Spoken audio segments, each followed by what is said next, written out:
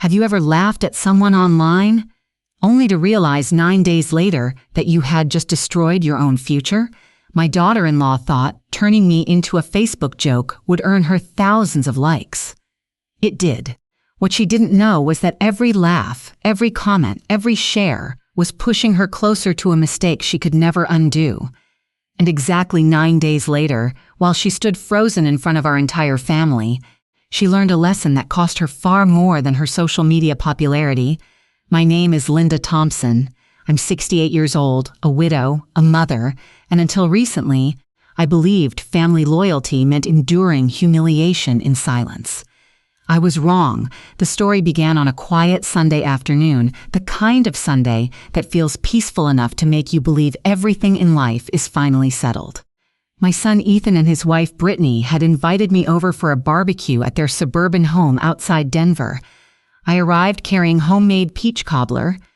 Brittany barely looked up from her phone when I walked in. That wasn't unusual. For the last 6 years, she had perfected the art of making me feel invisible. The strange thing was that I kept trying. I kept bringing gifts. I kept offering help. I kept showing up for birthdays, holidays, and family gatherings. Because that's what mothers do, even when they're not appreciated. My husband Robert had passed away 4 years earlier after a long battle with cancer. After 42 years of marriage, the silence in my house had become unbearable. So whenever Ethan invited me somewhere, I went. I thought spending time with family would help fill the emptiness. Instead, it often made me feel even lonelier. That afternoon, Brittany spent most of the barbecue scrolling through Facebook and taking pictures. Pictures of the food, pictures of the backyard, pictures of herself. Everything was content. Everything was a post. Everything was an opportunity for attention. As we sat around the patio table, I accidentally spilled a little iced tea on my blouse. Nothing dramatic, just a small stain. I laughed at myself and grabbed a napkin. Everyone moved on, or so I thought. The next morning, I woke up to 3 missed calls from my friend Carol. I called her back immediately. "Linda," she said carefully, "have you looked at Facebook today?" My stomach tightened. "No, why?" There was a pause. Then she sighed. "I think you should see it." A few minutes later, she texted me a screenshot. The moment I opened it, my heart sank. There I was, captured in an awkward photo Brittany had secretly taken the exact second I spilled tea on myself, my eyes half closed, my mouth hanging open, the least flattering image imaginable, and above it was Brittany's caption, P.ov. When your mother-in-law thinks she's still 25 but gravity has already filed for divorce.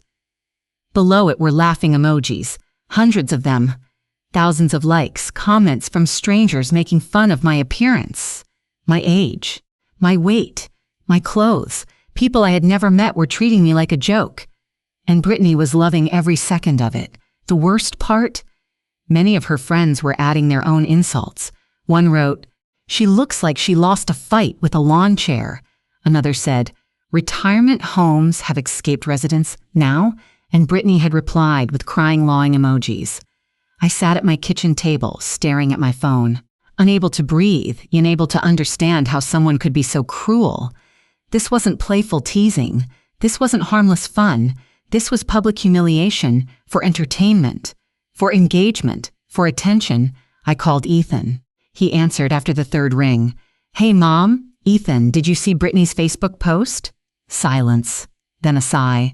"Mom, she's just joking." Just joking, 3 words that somehow hurt more than the post itself. "People are making fun of me. It's social media." "Ethan, you're taking it too seriously." I felt something crack inside me. Not anger, not yet, something deeper, disappointment, the kind that settles into your bones. The kind that comes from realizing your own child won't stand up for you. I hung up. Then I cried, not because strangers mocked me. Strangers don't matter. I cried because my son had watched it happen and decided it wasn't worth defending me. For 2 days, I stayed off social media. For 2 days, I tried convincing myself to let it go. But screenshots kept arriving. Friends, former coworkers, church members. Everyone had seen it. The post was spreading.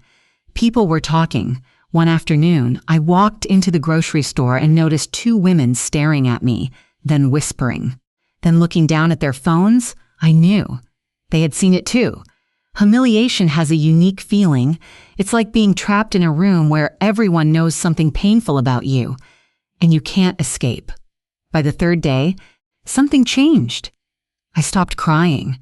I stopped feeling embarrassed, and I started paying attention, because the more I thought about Brittany, the more I realized something. Her entire life revolved around appearances, likes, followers, validation.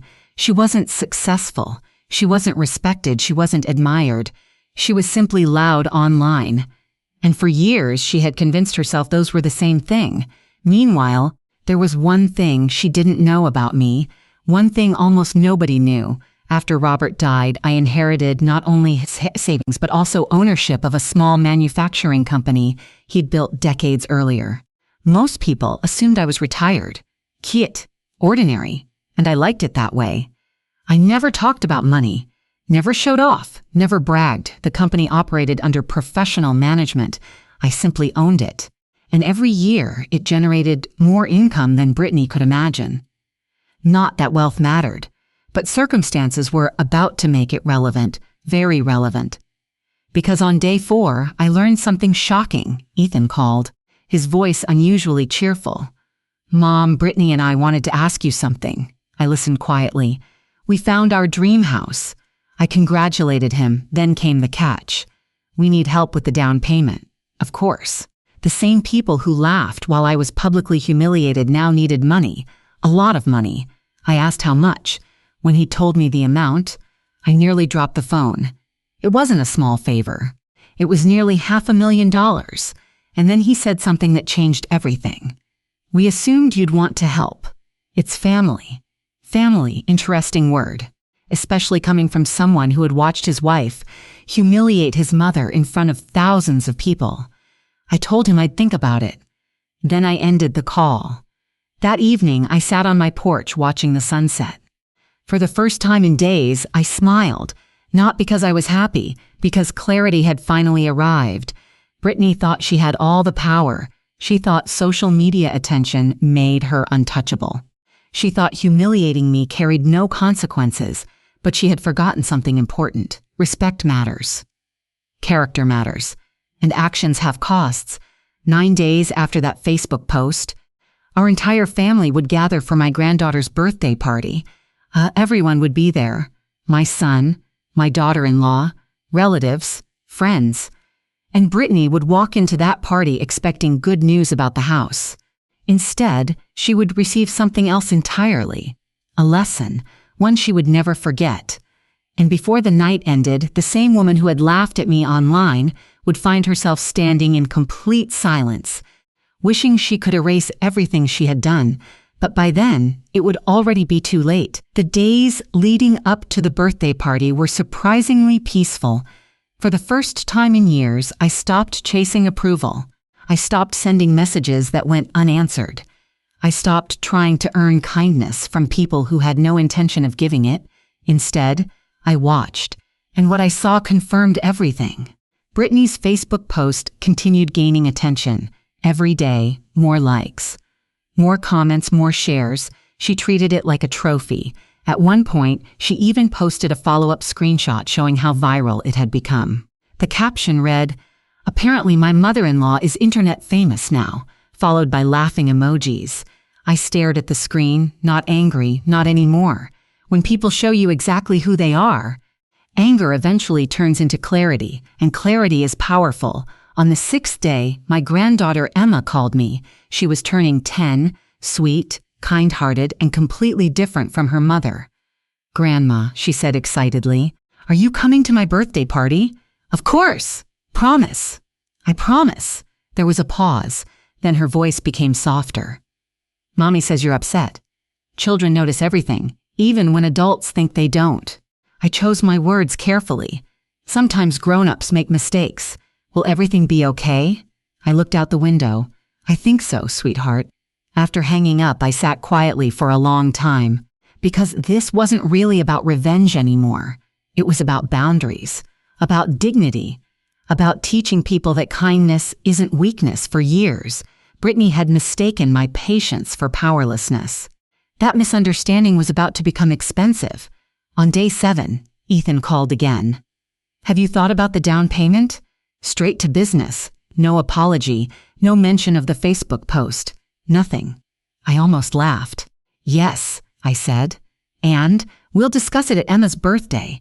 His excitement was immediate. "Really? Really?" The relief in his voice told me everything.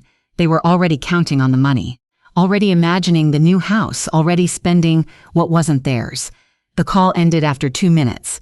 Not once did he ask how I was doing. Not once.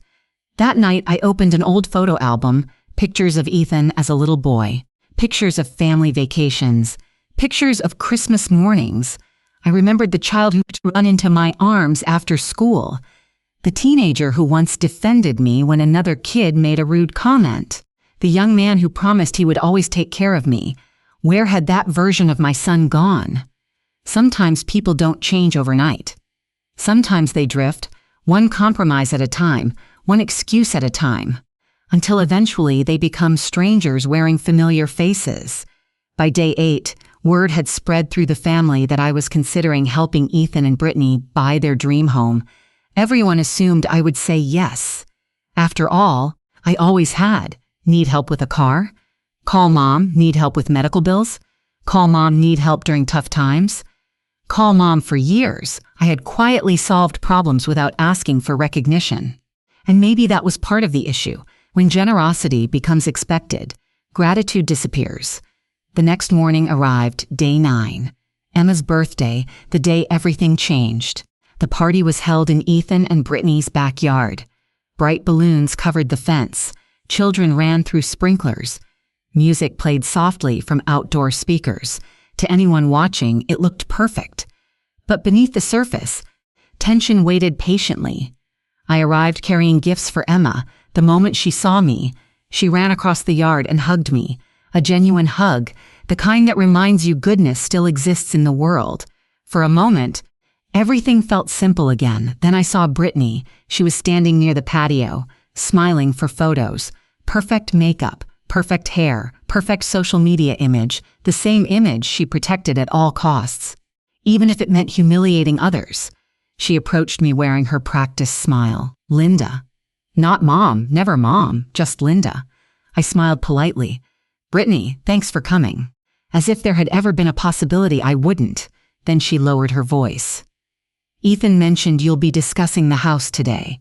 There it was, the real reason for her sudden friendliness. Money. I nodded. "We'll talk." Her smile widened. She already thought she'd won. The party continued for another hour. Cake was served. Presents were opened. Photos were taken. Then Ethan approached. "Mom, can we talk inside?" I looked around. The entire family was gathered nearby. Aunts, uncles, cousins, friends, everyone perfect. "No need," I said. "We can talk here." A flicker of confusion crossed his face. Brittany walked over. "So," she sounded almost excited. "What's the decision?" Several relatives turned toward us. Conversation slowed. People listened. I set down my drink. Then I looked directly at Ethan. "I've made my decision." His face lit up. "Brittany's too," and then I spoke. "I won't be giving you the money." The smiles vanished instantly. The silence was immediate. Brittany blinked. "What? I won't be funding your house." Ethan looked stunned. "But you said—" "I said we'd discuss it." The backyard became completely quiet. Every eye focused on us. Brittany forced a laugh. "Is this a joke?" "No." The word landed heavily. For the first time all afternoon, her confidence began cracking. "Why?" she demanded. I looked at her calmly. "Because I don't invest hundreds of thousands of dollars in people who publicly humiliate me." The silence deepened. Several family members exchanged uncomfortable glances. Brittany's face turned pale. "Seriously? You're still upset about Facebook?" Still upset, as if public humiliation should have an expiration date. As if respect was optional. I reached into my purse. Then I removed a folder. Inside were printed screenshots, dozens of them, the original post, the comments, the replies, every insult, every laughing emoji. Every moment she encouraged strangers to mock me. I handed them to Ethan. His expression changed with each page. Then I handed copies to nearby relatives. Within seconds, whispers spread through the crowd. People who had never seen the full post finally understood. Not just the picture, the cruelty, the ridicule, the deliberate humiliation. Brittany's confidence disappeared. "You printed those?" "Yes." "You brought them here?" "Yes." Her face reddened. For years she had controlled the narrative. Now everyone could see the truth. No filters, no captions, no spin, just facts. "You embarrassed me," she snapped. The irony nearly made me laugh. "You embarrassed yourself." Her mouth opened, then closed. No response, because she knew it was true. One of Ethan's aunts shook her head. "I can't believe you posted this." Another relative looked disgusted. "Why would you do something like that?" The crowd was no longer supporting Brittany. They were questioning her, and she wasn't used to that. People who seek attention rarely enjoy accountability. Then came the moment that changed everything. Emma's voice small, confused, heartbroken. "Mom?" Everyone turned. My granddaughter was standing nearby, holding a birthday gift, listening, watching, understanding more than any child should. She looked at Brittany. "You were making fun of Grandma?" The question shattered the remaining illusion. Because children see morality clearly, without excuses, without politics, without ego, just right and wrong. Brittany stared at her daughter, unable to answer. Emma's eyes filled with tears. "But Grandma is nice to everybody." The words hit harder than any speech ever could. And suddenly, Brittany wasn't facing criticism from relatives. She was facing disappointment from the person whose opinion mattered most. Her daughter, the little girl she wanted to impress. The little girl she was teaching every day through her actions. And in that moment, Emma saw exactly who her mother had been. The backyard remained silent. No one knew what to say. No one knew how to fix it. Because some damage can't be explained away. Some truths don't disappear once exposed. And Brittany was about to learn that losing money wasn't the worst consequence of what she'd done. The real cost was only beginning.